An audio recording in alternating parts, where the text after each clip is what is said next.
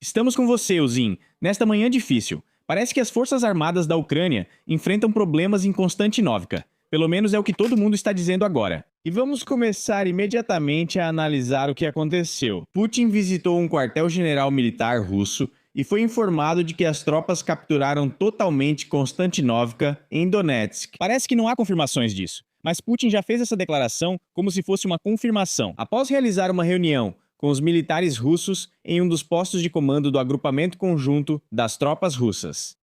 O encontro foi transmitido pelos canais federais. É isso que vemos agora. Agora os canais federais mostram uma coisa e eu vou mostrar para vocês agora. Aquilo que eles estão demonstrando. Os russos assumiram o controle de Konstantinovka. Quero destacar que a tomada de Konstantinovka é apenas a primeira, mas uma etapa muito importante a destruição e a formação das forças armadas da Ucrânia que ainda resistem. O distrito fortificado de Slaviano-Kramatorsk, Konstantinovsk, como você disse, é onde o inimigo construiu um sistema profundamente escalonado de fortificações, transformando as cidades de Slaviansk, Kramatorsk, Drushkovka e Konstantinovka em um único nó de defesa. Mas com a tomada de Konstantinovka, pelo que entendi, já devemos falar não mais sobre a linha de defesa Slaviansko-Kramatorsk-Konstantinovskaya, mas apenas sobre a linha Slaviansko-Kramatorskaya. Bem, quero dizer, é claro, ainda há um pequeno assentamento, mas também fortificado, claro, Drushkovka. Então, durante a reunião, o chefe do Estado-Maior das Forças Armadas da Federação Russa, Valery Gerasimov, informou Putin sobre a situação na linha de frente. Entre outras coisas, ele afirmou que as tropas russas capturaram a cidade de Konstantinovka, na região de Donetsk, na Ucrânia. Putin declarou: "Vocês ouviram o que ele disse. As batalhas por Konstantinovka estão acontecendo desde outubro do ano 25, ou seja, na verdade, há mais de meio ano. Nas últimas semanas, representantes das forças russas foram vistos em todas as áreas da cidade. Mas ainda havia posições das forças armadas da Ucrânia lá. Na região de Lugansk, as forças armadas da Ucrânia ainda devem controlar a vila de Grekovo. Não foram publicadas evidências da captura dessa vila. E, durante sua reunião, Putin ameaçou a Ucrânia com a expansão da zona de segurança nas regiões fronteiriças. Ele disse que quanto mais ataques o inimigo tentar realizar contra alvos civis na Rússia, maior será assim a zona de segurança que terá que ser criada no território vizinho. Além disso, ele pediu aos militares que continuem realizando ataques massivos contra a Ucrânia, nos territórios ucranianos, e ordenou analisar quais países ocidentais estão agindo como instigadores para a continuação das hostilidades. Bem, todos esses anglo-saxões, segundo ele, sim, você sabe, isso já vem desde a época de Rurik. Mas há informações do TheInsider.ru, e aqui nos contam que nem tudo parece tão claro assim. Também não há desmentidos sobre a captura de Konstantinovka. Então, aqui temos Eu Gosto Disso, que há um ponto de vista de um lado e do outro. Por exemplo, o analista militar ucraniano Bogdan Miroshnikov escreve sobre avanços e recuos nessa direção, tipo, um passo à frente, dois para trás. Militares ucranianos avançam ao norte de Liman, mas perdem posições ao sul, nas margens do rio Siversky Donets. O analista confirma que os soldados russos não conseguem se firmar na cidade. Ele acredita que o rumo dessas direções não dependerá dos eventos no setor de Slaviansk da linha de frente. O militar russo diz que os ucranianos estão tentando se manter na parte norte de Konstantinovka e até realizaram um ataque mecanizado mal sucedido e também estão destruindo um prédio na cidade com bombas aéreas guiadas. Segundo ele, os operadores de drones russos estão estabelecendo controle de fogo sobre as rotas logísticas. As forças armadas da Federação Russa teriam capturado Alexandrovka, em Dnipropetrovsk, e divulgado um vídeo de hasteamento de bandeira. Bom, é claro, todos esses vídeos são heróicos. E Alexandrovka, como dizem, está totalmente sob controle das forças armadas da Ucrânia e fica a mais de 8 quilômetros da zona norte. E isso, não é pouca coisa. 8 quilômetros, se for da zona e de repente está sob controle das tropas russas, então provavelmente isso também é zona, não está afastada de lugar nenhum. Na direção de Zaporozhye, as posições das forças armadas da Ucrânia melhoraram, mas algumas não são divulgadas. O Deep State indicou em seu mapa que as forças armadas da Federação Russa perderam o controle da parte norte da vila de Plavny, na margem do Dniepr. Aqui, por exemplo, há representantes das forças que afirmam que a mudança, na verdade, ocorreu há cerca de um mês. Por segurança, eles só divulgaram essas informações agora. Além disso, foram marcados no mapa 49 dos 8.284 ataques com bombas planadoras que as Forças Armadas da Federação Russa realizaram no mês passado. Depois, aqui vem histórias sobre bombardeios mútuos, mas isso não é muito interessante.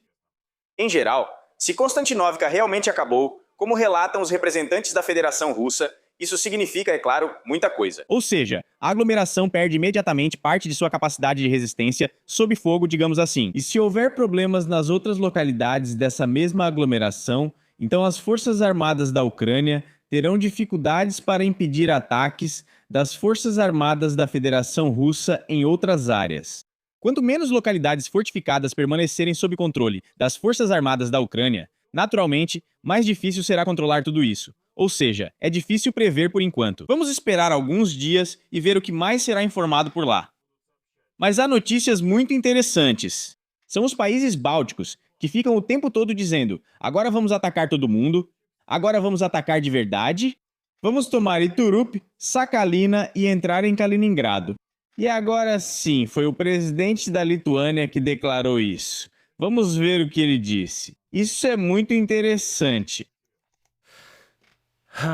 A Lituânia pretende aderir ao sistema de dissuasão nuclear da OTAN. Ou seja, é a própria OTAN que agora está perdendo força e, digamos assim, porque os Estados Unidos estão deixando a OTAN sem supervisão, os poderosos países bálticos declaram que agora vão resolver tudo. Assim que nos juntarmos inimigos, vocês não perdem por esperar. O presidente da Lituânia, Gitanas Nausėda, declarou que seu país pretende aderir ao sistema de dissuasão nuclear coletiva da OTAN. Segundo ele, a emenda constitucional correspondente deve eliminar as restrições existentes ao possível uso de armas nucleares na Lituânia. Segundo Nausėda, essa emenda permitiria à Lituânia apoiar a paz, a OTAN na dissuasão nuclear coletiva e participar dessas iniciativas. Além disso, ele ressaltou que a iniciativa não tem nada a ver com ações agressivas ou provocação de escalada. Destacou ainda que, por ora, a Lituânia não planeja instalar armas nucleares em seu território. Aqui surge uma pergunta imediata. Como vocês pretendem controlar essa tal dissuasão nuclear se não terão nenhuma arma nuclear? Isso é, bem, um castelo no ar, não é mesmo? Ou seja, sinceramente eu não entendo. Uma coisa é, por exemplo, a Bielorrússia, que aceitou parte das armas nucleares russas em seu território. Sim, tudo isso é controlado pela Federação Russa, mas ainda assim.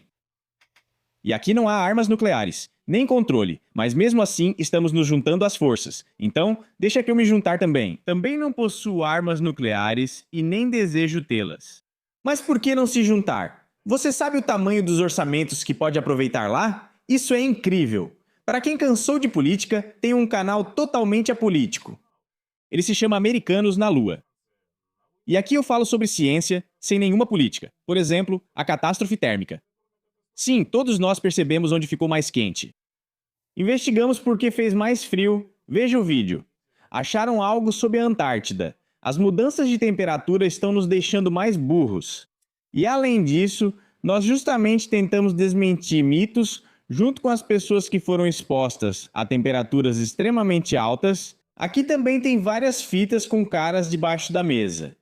E Yuri Friedrich. E sim, tem muita gente contando várias coisas lá. Por isso tentamos lutar contra isso. Inscreva-se no canal, vai ser interessante. Aqui não está muito claro o que se quer dizer. Talvez Nausėda, esse mesmo, esteja dizendo que, na verdade, as forças de dissuasão nuclear ainda vão existir. Mas não vamos contar para vocês sobre elas. É como a música Mergulhadores da banda Mamadou, se não me engano, onde cantavam que temos esses aparelhos, mas não vamos contar para vocês sobre eles. Pois é, os 3 bálticos fazem o mesmo. Talvez eles até tenham bicicletas com um motorzinho nuclear. Agora surgiram problemas do lado da Itália. A Itália gostaria de suavizar a redação na declaração final da cúpula da OTAN em Ankara sobre o fornecimento de ajuda militar à Ucrânia até o final de 2020 o aval 7. Roma declarou que indicar prazos específicos pode antecipadamente sinalizar a impossibilidade de resolver a guerra por meio de negociações em uma fase mais precoce. Isso parece e soa bastante estranho, mas mesmo assim, a menção de uma ajuda específica será uma mudança em relação à declaração do ano passado, que não mencionava ajuda financeira à Ucrânia. Novamente, aqui surgem várias perguntas de imediato. Se isso é bom, se é ruim, ou se nada mudou. Mas é meio estranho ler tudo isso. Tipo, vamos mudar nossos comunicados conjuntos. Sim, Yura, falamos uma coisa, mas é outra. Depois pensamos em mais algo, bancamos os poderosos, refletimos sobre o que ocorre, mas no fim, nada muda. Aqui, aliás, sobre os opositores ao financiamento da Ucrânia, os poloneses também se manifestaram. Mas isso eu já falei no vídeo anterior, no da noite. Por isso, se a Itália também se juntar, aí teremos naturalmente sobre o que conversar. Quanto aos poloneses, aqui apareceu de repente o Sibiga. Esse personagem com seu colete à prova de balas, quer dizer, isso não, um colete à prova de balas parará a cabeça. Ele se encontrou com o representante da Polônia e declarou que existe um pacote de medidas anticrise para reduzir a tensão entre Kiev e Varsóvia. Para alguém se sentir bem, primeiro faça ela se sentir muito mal e depois alivie parte disso. Assim a pessoa pensa, agora está só ruim, então é bom. Bom, aparentemente, é mais ou menos esse o princípio que Sibiga segue, e ele conta sobre isso. Olha, tem algum espião voando por aqui? Isso é perigoso, eu acho. Ele conta que existem 3 direções para a harmonização das ações da Ucrânia e da Polônia. A primeira, o início de consultas entre os ministérios das relações exteriores dos dois países. Encontros de historiadores da Segunda Guerra Mundial que participaram do Congresso Polaco-Ucraniano de Historiadores. E terceiro, um apelo aos líderes religiosos de ambos os países para que usem sua autoridade no diálogo interno. Bem, é preciso dizer que, em questões de guerra e negociações, só faltavam mesmo esses líderes religiosos. Isso é simplesmente demais. Se ainda misturarem alguém deles nisso, aí mesmo é que tudo está perdido. Agora, a terceira parte, provavelmente já do nosso balé Marleson, é que agora Sumi ficou sob ataque. Sumi é um enorme problema. A Rússia lançou uma bomba planadora CAB em uma das ruas centrais de Sumi, e várias pessoas morreram imediatamente lá. Isso aconteceu na sexta-feira à noite. Como resultado do ataque a uma das ruas centrais, pelo menos 4 pessoas morreram. No hospital, os médicos conseguiram reanimar um homem cujo coração havia parado, mas ele ainda está em estado crítico. Há outros problemas lá, mas no geral, o fato é que os ataques continuam acontecendo. E lá não é necessária proteção. Depois, Zelensky foi imediatamente avisado, em meio à discussão com a Polônia, sobre as terríveis consequências do escândalo com a Polônia para a Ucrânia. O fato é que Zelensky conseguiu irritar até mesmo o mais liberal e belicoso Tusk, declarou a ex-porta-voz de Zelensky, Yulia Mendel. Anteriormente, Tusk fez um apelo sobre a Ucrânia após o escândalo. Zelensky pediu à delegação polonesa na cúpula da OTAN cautela com apoio financeiro a Kiev. Mas eu também publiquei um vídeo dizendo que a Polônia desativou, desmontou ou planeja desmontar todos os seus aviões, os MiGs, para que eles não fossem entregues à Ucrânia, que não apoia o programa de cooperação com os poloneses. Os ucranianos prometeram alguns drones e, em troca, os poloneses prometeram a eles aviões. No final das contas, os poloneses não receberam nenhum drone, mas, consequentemente, os ucranianos também não receberam aviões. Ou seja, tudo aqui foi mais ou menos justo. E, por fim, começam a surgir problemas para os ucranianos no exterior. Ou seja, não só na Alemanha, onde Portage nos Smerts fez um acordo com Zelensky, mas também no Reino Unido. Aqui, as pessoas que receberam status de refugiado podem ser obrigadas a reembolsar cerca de 10 mil libras esterlinas referentes aos gastos que o governo destinou para a sua manutenção. No total, foram gastos 4 bilhões de libras e estamos falando, em particular, sobre o pagamento de moradia e, subsídios semanais. Os refugiados que obtiveram o direito de residência permanente e têm renda deverão pagar uma taxa fixa, aproximadamente 10 mil libras esterlinas, e as pessoas cujos pedidos de asilo foram recusados deverão reembolsar totalmente os gastos do governo antes de entrarem no país novamente. De modo geral, a situação está piorando gradualmente, tornando-se mais difíceis as condições de entrada de ucranianos em qualquer país estrangeiro. Já haviam avisado antes que isso poderia acontecer, então não há motivo para surpresa. E agora aqui, o que acontece? Agora líderes poderosos vêm à nossa casa de repente, e vamos ver quem são eles. Nós assistimos Tchuvreshnikov, todos esses líderes poderosos. Vamos tentar assistir o jovem. O jovem Lenin no formato do jovem Elton John, com um toque de exterminador de óculos. Esse Demolition Man está conversando com um tal de Braciak Vainquor. Deixa eu também me tornar um Vainquor, agora mesmo eu viro um Vainquor. E todos nós estamos discutindo algo em comum. Vainquor Braciak, que é o que parece, colocou umas folhas dessas na própria cozinha e se protegeu. Bom, se protegeu de ataques de drones, talvez até da esposa, que tentou fazer ele jogar o lixo fora ou algo assim. O cara está se escondendo atrás dessa rede. E eu, repare, até aqui, tá vendo? Eu estou me escondendo, ou seja, até na camiseta, o coração, enfim, está se escondendo atrás da transparência. Então, no final das contas, vamos ver como está o jovem Lenin e o Braciak. Na área, isso é importante nessa direção, pois o inimigo já teve muitas perdas aqui, quase 40 mil pelo cromoscópio. O jovem Lenin imediatamente começou a cochilar ao ouvir as palavras. Primeiro assentiu com a cabeça. Talvez o sistema vegetativo não esteja funcionando direito. Ele assentiu e imediatamente começou a cochilar. Mas aqui não tem o que fazer, surgem dificuldades. Trabalhar tanto tempo na telemaratona, naturalmente, vai causar tontura. Dá para calcular quantos desses pacotes entram por 1 quilômetro quadrado de terra ucraniana. Mais adiante veremos. Espero que hoje tenhamos mostrado ações contra-atacantes. O jovem Lenin adormece rápido só ouvindo as palavras de Braciak. Eu sugiro que a gente coloque em algum lugar no Spotify, ou então na Amazon, ou no YouTube, os discursos do Braciak. Se ele faz as pessoas dormirem e se acalmarem, pode facilmente ficar milionário com isso. Mas imagina só, o cara é tão eficaz. Antes era o Kasperovski, que se apresentava junto com o Schumacher, e agora o Braciak conseguiu fazer até o próprio jornalista dormir. Não é tão difícil fazê-lo dormir, mas ainda assim... Posso complementar. Liguei para o território. Acordou o jovem Lenin, tipo... O quê? Onde? Onde está meu café? O que estou fazendo aqui? O que está acontecendo, afinal? Depois tem outra coisa. Temos esse nosso Pirojok, que anda num carrinho com brasões colados no teto. E ele se imagina, obviamente, também como um correspondente de guerra. Ele não tem aquela rede de proteção militar, mas se acha muito. E a jornalista, olha só, Maria, Clio que olha com desagrado para o Pirojok, que se chama Dmitro Gmailo. Então vamos ouvir imediatamente o que eles estão dizendo um ao outro. E voltar ao Pixel. Mostrar essa alternativa que existe na mobilização, que é possível escolher sua própria unidade de pouso. Sim, você pode escolher a unidade de pouso. Não é você que é buzificado, é quem buzifica. Isso me faz lembrar daquele filme em que o personagem principal, chamado Harshak, quando foi preso, disse: "Não fui eu que fui trancado com vocês, foram vocês que foram trancados comigo." E aqui o mesmo é dito pelo nosso querido Pirozocek. E, na verdade, escolher o local para servir, de onde servir, encontrar o posto mais afastado, na região mais remota possível, mas o principal é se tornar. Mas ela já está ocupada por você, e você encontrou o cargo mais afastado, no local mais remoto. Bem, no centro de Kiev, eu acho. Mas mesmo assim, sim, o que acontece é que ela já não pode ser ocupada, porque você já está nela. Desocupe o carro, tire seus distintivos, vá embora e alguém vai ocupar o seu lugar, aí sim haverá uma chance. Sente-se na segurança da defesa da Ucrânia, porque a força de defesa não é só a infantaria, né, a linha de frente ou a compra de cúpulas. Ah, isso ainda. Bem, são várias outras especialidades, forças de defesa, quem pode estar lá. Bem, pode ser um segurança no estacionamento, por exemplo.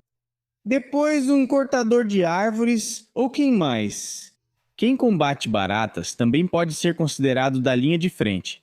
Mas vejam o Pirozocek. Até fechou os olhos pensando, meu Deus, como estou certo. Na França, Beslich, que consequentemente precisam ser fechados e simplesmente não há pessoas suficientes de forma crítica. É uma situação criticamente urgente e Pirozocek reclama, bem, então vá lá e mostre como é lá, vá, sirva, é isso.